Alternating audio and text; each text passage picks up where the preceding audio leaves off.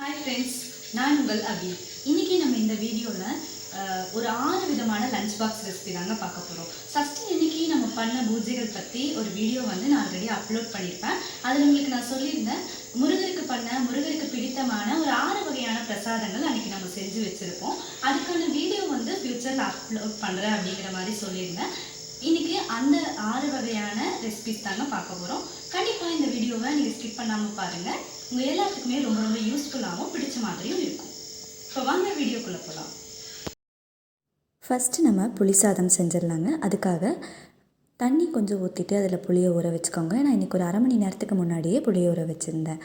அடுத்ததான் அடுப்பில் ஒரு பேன் வச்சுக்கோங்க.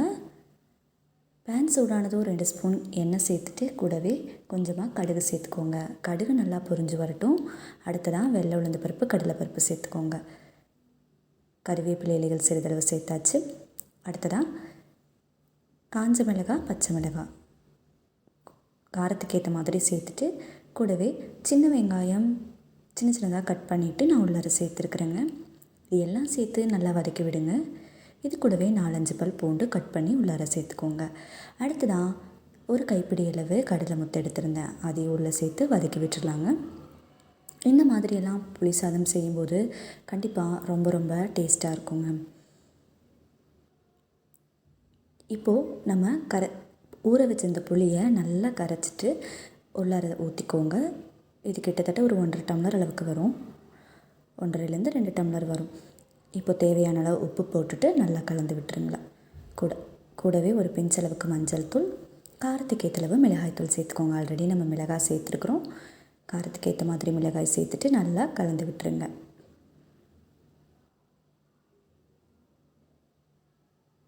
இது நல்லா கொதி வரட்டுங்க. பெருங்காயத்தூள் இருந்தால் கூட கொஞ்சமாக சேர்த்துக்கோங்க. வெந்தயம் நம்ம ஆல்ரெடி சேர்த்துருந்தோங்க.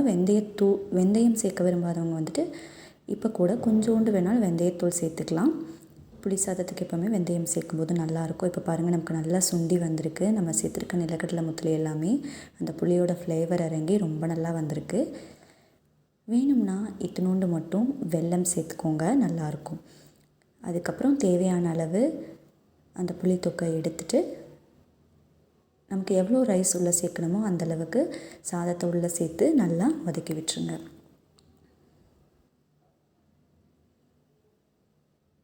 சாதம் ஆறுனதுக்கப்புறமா சேர்த்து கலக்குனீங்க அப்படின்னா குழையாமல் வருங்க. இப்போ நமக்கு ரொம்ப ரொம்ப அருமையான புளி சாதம் ரெடி ஆகிடுச்சு. இதை அப்படியே எடுத்து ஒரு பாத்திரத்தில் போட்டு வச்சுக்கலாம். இப்போ அடுத்த சாதம், லெமன் சாதம் எப்படி செய்யுதுன்னு பார்க்கலாங்க. அடுப்பில் ஒரு பேன் வச்சுக்கோங்க. பேன் சூடானதும் கொஞ்சோண்டு எண்ணெய் ஊற்றிக்கோங்க. நான் ஆல்ரெடி ஒயிட் ரைஸ் செஞ்சு எடுத்து வச்சுருந்தேன். எண்ணெய் சூடாயிடுச்சு. கூடவே கொஞ்சோண்டு கடுகு சேர்த்துக்கோங்க. அடுத்ததாக கடலைப்பருப்பு, வெள்ளை உளுத்த பருப்பு கொஞ்சமாக சேர்த்து விட்டுக்கோங்க. கூடவே கறிவேப்பிலை இலைகள் சேர்த்தாச்சு.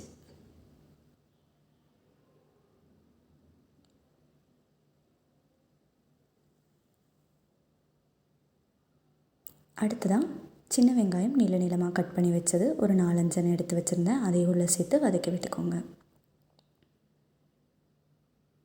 இப்போது ஒரு லெமன் எடுத்து நல்லா புழிஞ்சு அதில் கொஞ்சோண்டு மஞ்சள் தூள் கூடவே தேவையான அளவு உப்பு போட்டு கலக்கி வச்சுருந்தேன், அதை எடுத்து உள்ளார சேர்த்துக்கோங்க. சேர்த்துட்டு அடுப்பை சிம்மில் வச்சுட்டு லைட்டாக கலந்து விடுங்க. நமக்கு தேவையான அளவு இப்போ சாதம் எடுத்து உள்ளே சேர்த்துக்கலாம். நான் இன்றைக்கி 1 கப் அளவுக்கு சாதம் எடுத்திருந்தேன், அதை உள்ளே சேர்த்துட்டு நல்லா மிக்ஸ் பண்ணி விட்டுருங்க.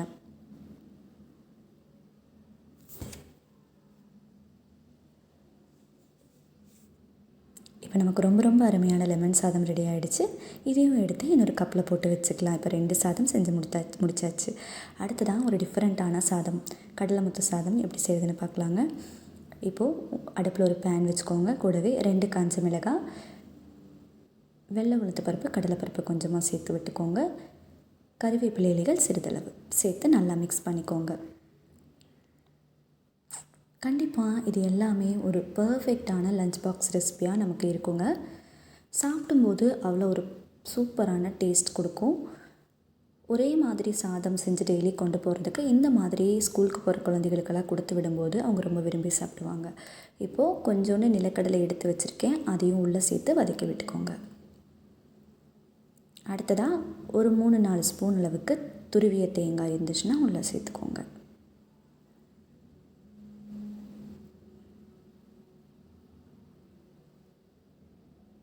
இது எல்லாம் சேர்த்து வதக்கியாச்சு, வறுபட்டுருச்சு. ஆஃப் பண்ணிக்கோங்க, ஸ்டவ் ஆஃப் பண்ணிக்கோங்க. அதை மிக்ஸி ஜாரில் போட்டு அரைச்சி எடுத்து வச்சுக்கலாம், தண்ணி சேர்க்காமல். அடுத்ததாக அடுப்பில் ஒரு பேன் வச்சுட்டு ஒரு 2-3 ஸ்பூன் அளவுக்கு எண்ணெய் சேர்த்துக்கோங்க. எண்ணெய் சூடானதும் கடுகு கொஞ்சம் ஆட் பண்ணி விட்டுருங்க.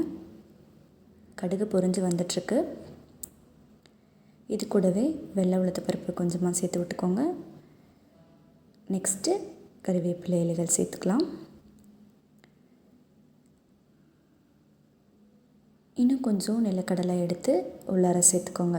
நமக்கு சாதம் சாப்பிடும்போது நிலக்கடலை சாப்பிட்றதுக்கு ரொம்ப பிடிக்கும், நிலக்கடலையோடு சேர்த்து அப்படின்னா கொஞ்சம் அதிகமாகவே இதில் நிலக்கடலை ஆட் பண்ணிக்கோங்க. இப்போ நம்ம எடுத்து வச்சுருக்கிற 1 கப் சாதம் அதையும் உள்ளே சேர்த்தாச்சு. நல்லா உடச்சி விட்டுக்கோங்க, கட்டி சேர்ந்துருந்தது அப்படின்னா. இப்போ லைட்டாக இதை கலக்கி விட்டுக்கோங்க. இப்போ நம்ம வறுத்து வச்சுருந்தது நல்லா பவுடர் பண்ணி எடுத்து வச்சுருக்குறோம், ஓரளவுக்கு குருணையாக.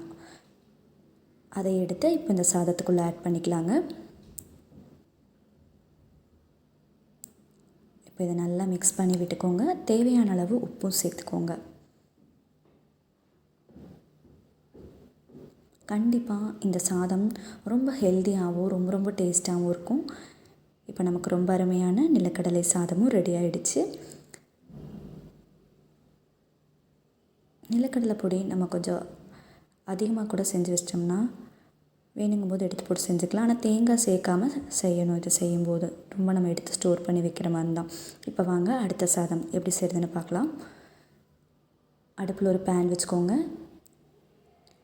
பேன் சூடானதுமே அதில் கொஞ்சோண்டு எண்ணெய் விட்டுக்கோங்க. எண்ணெய் சூடாயிடுச்சு, கொஞ்சமாக கடுகு சேர்த்தாச்சு. அடுத்ததாக சோம்பு கொஞ்சமாக சேர்த்துக்கோங்க. இதில் எண்ணெய் சேர்க்கும் போது தேங்காய் எண்ணெய் சேர்த்துனிங்கன்னா கூட நல்லாயிருக்கும். கறிவேப்பிலை இலைகள் சிறிதளவு சேர்த்தாச்சு. நெக்ஸ்ட்டு உளுத்தப்பருப்பு கொஞ்சமாக சேர்த்து விட்டுக்கோங்க. கூடவே காஞ்ச மிளகாய், சின்ன வெங்காயம் ஒரு 4-5 எடுத்து கட் பண்ணி வச்சுருக்கேன், அதையும் உள்ளே சேர்த்துக்கலாம். இது எல்லாம் சேர்த்து நல்லா வதக்கி விட்டுருங்க. ஒரு 2 பச்சை மிளகாயை கட் பண்ணிவிட்டு உள்ளே சேர்த்துக்கலாங்க.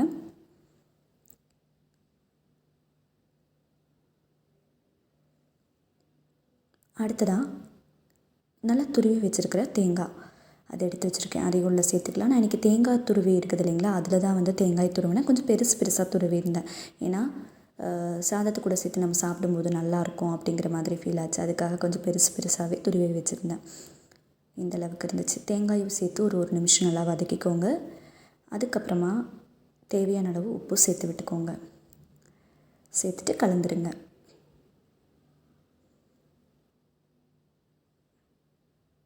இப்போ நம்ம எடுத்து வச்சுருக்கிற 1 கப் அளவு சாதம் அதையும் உள்ளே சேர்த்து நல்லா மிக்ஸ் பண்ணி விட்டுக்கலாம். ரொம்ப ரொம்ப குறைவான டைமில் செய்யக்கூடிய ஒரு பர்ஃபெக்டான சாதமாக கண்டிப்பாக இந்த சாதமும் இருக்கும். குழந்தைகள் எல்லாமே ரொம்ப பிடிச்சதா இந்த தேங்காய் சாதம் இருக்குங்க. இப்போ நமக்கு ரொம்ப ரொம்ப டேஸ்டான அருமையான தேங்காய் சாதமும் ரெடி ஆகிடுச்சு. இதையும் அப்படியே எடுத்து இன்னொரு பாத்திரத்தில் போட்டு வச்சுக்கலாம். இது எல்லாமே நம்ம சஷ்டி அன்னைக்கு முருகருக்கு படைக்கிறதுக்காக செஞ்ச பிரசாதங்கள் தானுங்க. அடுத்ததான் அடுப்பில் இன்னொரு பேன் வச்சுக்கோங்க. பேன் சூடானதுமே 2 ஸ்பூன் அளவு எண்ணெய் சேர்த்துட்டு கடுகு கொஞ்சமாக சேர்த்து விட்டுக்கோங்க. அடுத்தது நம்ம ரொம்ப ரொம்ப அருமையான தயிர் சாதம் செய்ய போகிறோம். இந்த மாதிரி தயிர் சாதம் செஞ்சீங்க அப்படின்னா எல்லாருமே விரும்பி சாப்பிடுவாங்க. கொஞ்சமாக வெள்ளை உளுத்த பருப்பு, கடலைப்பருப்பு சேர்த்து விட்டுக்கோங்க. இது கூடவே சீரகம் சிறிதளவு, கறிவேப்பிலை இலைகள் கொஞ்சம் சேர்த்தாச்சு. காஞ்ச மிளகாய் கொஞ்சோண்டு சேர்த்து விட்டுக்கோங்க. இது எல்லாம் சேர்த்து நல்லா வதக்கிக்கோங்க. இஞ்சி இருந்துச்சு அப்படின்னா அதையும் கட் பண்ணி ஒரு துண்டு இஞ்சி எடுத்து கட் பண்ணிவிட்டு உள்ளார சேர்த்துக்கோங்க. கூடவே சின்ன வெங்காயம் ஒரு 4-5 எடுத்து நீளமாக கட் பண்ணி வச்சுருக்கிறேன், அதையும் உள்ளே சேர்த்து வதக்கிக்கலாங்க. நான் இன்றைக்கி பச்சை மிளகாயும் ஒரு 2 கட் பண்ணி உள்ளார சேர்த்துருக்குறேன். கூடவே நான் இன்றைக்கி ட்ரை கிரேப்ஸ் வச்சுருந்தேன், அதனால் அதை உள்ளே சேர்த்துருக்குறேன். நம்ம இதில் முந்திரி, ஆப்பிள், திராட்சை இப்படி எது வேணாலும் சேர்த்துக்கலாம். சேர்த்து சாப்பிடும்போது நல்லாயிருக்கும். மாதுளம்பழமெல்லாம் சேர்த்தாலும் இன்றைக்கி நான் பாருங்க தயிர் பெறைய ஊற்றி வச்சுருந்தேன் ஒரு 3 மணி நேரத்துக்கு முன்னாடி. ரொம்ப கெட்டியான தயிராக நான் எடுத்துக்கல, ஓரளவு தண்ணி மாதிரி இருக்கிறதா எடுத்திருந்தேன். ஏன்னா அப்போ தான் வந்து நம்ம கொஞ்சம் நேரம் கழித்து சாப்பிடும்போது நல்லாயிருக்கும். இப்போ ஸ்டவ் ஆஃப் பண்ணிவிட்டு இல்லை ரொம்ப சிம்மில் வச்சுட்டு அடுப்பை நம்ம எடுத்து வச்சுருக்கிற தயிரை ஊற்றிட்டு தேவையான அளவு உப்பு அதில் சேர்த்துக்கோங்க. சேர்த்துட்டு நல்லா மிக்ஸ் பண்ணி விட்டுருங்க.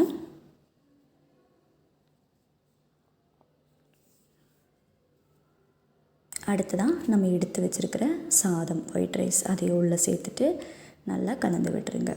நம்ம இன்றைக்கி செஞ்சுருக்கிற ஒவ்வொரு சாதமே செய்கிறதுக்கு ஒரு 5-10 நிமிஷம் இருந்தால் போதும், டக்குன்னு செஞ்சு முடிச்சிடலாம் ஒவ்வொரு சாதமே. இது எல்லாமே ஒரு பர்ஃபெக்டான லஞ்ச் பாக்ஸ் ரெசிபியாக இருக்குங்க. அவ்வளோதாங்க, ரொம்ப ரொம்ப அருமையான தயிர் சாதமும் ரெடி. அடுத்ததான் இப்போ வாங்க பால் சாதம் ரொம்ப ஈஸியாக எப்படி செய்யுதுன்னு பார்க்கலாம். நான் இன்றைக்கி ஒரு அரை மணி நேரத்துக்கு முன்னாடி ஒரு 2 டம்ளர் பச்சரிசி எடுத்து ஊற வச்சுருந்தேன். நல்லா கழுவி சுத்தம் பண்ணிவிட்டு குக்கரில் வச்சுக்கோங்க. ஒரு 2 விசில் வந்துடுச்சு. இப்போ நமக்கு சாதமும் ரெடி ஆகிடுச்சு. இப்போ நமக்கு தேவையான அளவு பச்சரிசி சாதத்தை எடுத்து ஒரு பாத்திரத்தில் வச்சுக்கோங்க.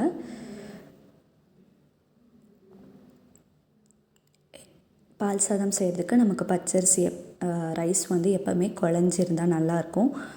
அதனால் குழஞ்சி இருக்கிற மாதிரி பார்த்துக்கோங்க. ஒரு கரண்டி வச்சு நல்லா இதை இந்த மாதிரி கலக்கி விட்டுக்கோங்க அழுத்தி. இந்த சாதம் வந்து முருகருக்கு ரொம்பவே பிடிச்ச சாதம் தாங்க. குழந்தைகளுக்கு ரொம்பவே பிடிக்கும், செஞ்சு கொடுத்து பாருங்கள். இப்போ நம்ம நல்லா காய்ச்சி வச்சுருக்கிற பால் இருந்துச்சு, அதையும் எடுத்து கொஞ்சம் கொஞ்சமாக ஊற்றி இதை நல்லா கலக்கிக்கலாம். காய்ச்சி ஆற வச்சுருந்த பாலை, ஒரு மிதமான சூடில் இருந்துச்சு பால்,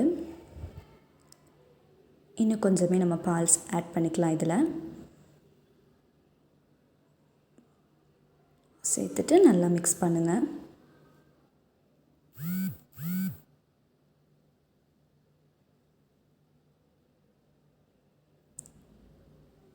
இப்போ நம்ம இனிப்புக்கு தேவையான அளவு சர்க்கரை ஆட் பண்ணிக்கோங்க.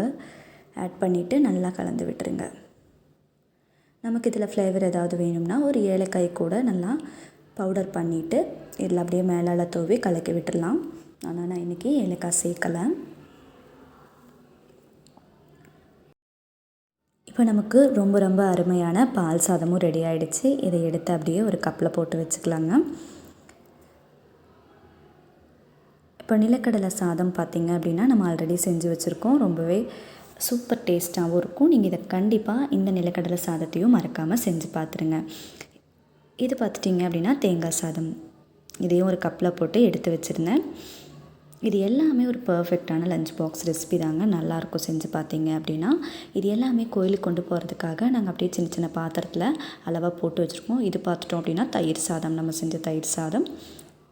எல்லா சாதமுமே வந்து ரொம்ப ரொம்ப அருமையான டேஸ்ட்டில் வந்துருந்துச்சு. அடுத்ததான் லெமன் சாதம், இதையும் எடுத்து ஒரு பாக்ஸில் போட்டு தான் வச்சுருந்தோம். இதெல்லாம் நம்ம காலேஜ் ஸ்கூல்ஸ்க்கெல்லாம் டெய்லி ஒன்று ஒன்றா கொண்டு போகும்போது கூட டிஃப்ரெண்ட்டான டேஸ்ட்டில் சாப்பிட்ட ஃபீலிங்கும் எல்லாத்துக்குமே கிடைக்கும். ஸோ இப்போ நம்ம சாமிக்கு தேவையான பிரசாதங்கள் 6 வகை பிரசாதங்கள் ரெடி பண்ணியாச்சு. இந்த பிரசாத வீடியோ உங்கள் எல்லாத்துக்கும் ரொம்ப ரொம்ப பிடிச்சிருக்குன்னு நினைக்கிறேன். கண்டிப்பாக உங்கள் வீட்லேயும் இதே மாதிரி ப்ரிப்ரேஷனில் ஒவ்வொரு சாதத்தையும் செஞ்சு பாருங்கள். ஃப்ரெண்ட்ஸ், இந்த வீடியோ உங்கள் எல்லாத்துக்குமே ரொம்ப ரொம்ப பிடிச்சதாகவும் யூஸ்ஃபுல்லாகவும் இருந்திருக்கும்னு நினைக்கிறேன். இந்த வீடியோ பிடிச்சிருந்தா மறக்காமல் நம்ம சேனலை சப்ஸ்கிரைப் பண்ணுங்கள், லைக் பண்ணுங்கள், ஷேர் பண்ணுங்கள்.